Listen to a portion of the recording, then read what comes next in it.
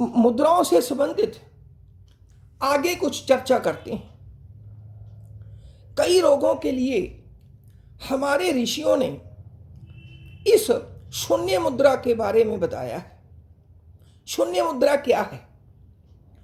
हमारी middle finger, दूसरी उंगली को अंगूठे की जड़ पर रखकर उस पर अंगूठे का हल्का सा दबाव बनाते हुए बाकी तीनों उंगलियां अगर हम खुली रखते हैं तो यह शून्य मुद्रा कहलाती है। इसके बहुत से फायदे हैं। कानों के रोगों के लिए ये रामबाण सिद्ध हो सकती है। इसके पश्चात आता है सूर्य मुद्रा, रिंग फिंगर, अनामिका जिसको बोलते हैं, पृथ्वी तत्व का प्रतीक है, पर यह सूर्य संबंधी प्रभाव को भी दर्शाती है। यह सूर्य के समान शरीर के विद्युत प्रवाह को भी प्रवाहित करती है। उसी तरह अग्रभाग को यदि रिंग फिंगर के अंगूठे की जड़ में स्पर्श करें और अंगूठे का ऊपर से हल्का सा दबाव डालें तो यह सूर्य मुद्रा कहलाती है।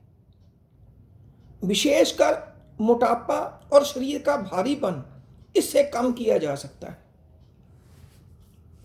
वरुण मुद्रा, यह जल तत्व का प्रतीक है।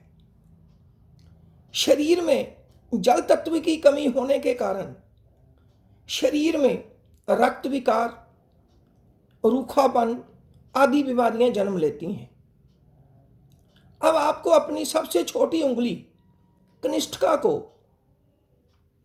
सिर्फ उसके अग्रभाग को अंगूठे के अग्रभाग से मिलाना है, जड़ में नहीं रखना। इससे ही यह मुद्रा बन जाती है। समय की अवधि उसी तरह 15 से 45 मिनट रख सकते हैं। इसके पश्चात आता है पृथ्वी मुद्रा। शरीर में सभी खनिज तत्वों को संतुलित करने के लिए इस मुद्रा का प्रयोग किया जाता है। शरीर में वजन को बैलेंस में रखकर शरीर को स्वस्थ रखा जा सकता है।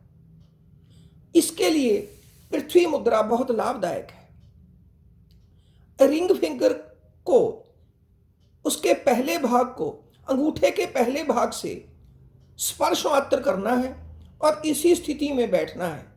इससे पृथ्वी मुद्रा बन जाती है।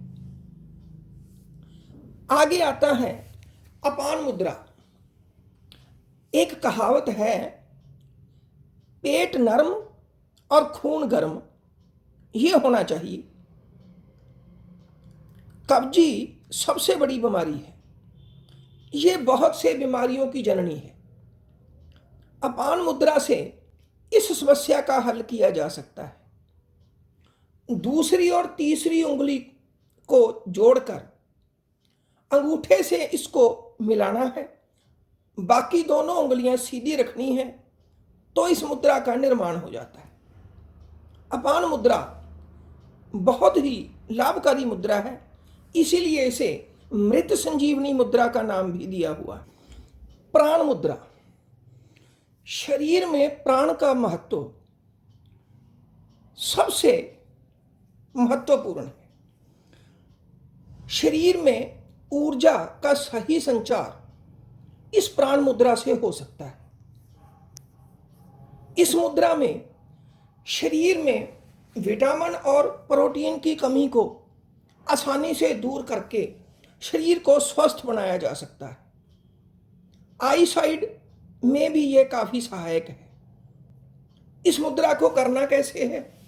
तीसरी और चौथी उंगली, रिंग फिंगर और लिटिल फिंगर, उनको जोड़कर अंगूठे से उसको मिलाना है और बाकी उंगलियों को सीधा रखना है और इसी स्थिति में बैठना है। 15 से 45 मिनट का समय अगर आप लगा सकते हैं तो ये आपके लिए बहुत ही लाभदायक हो सकता है।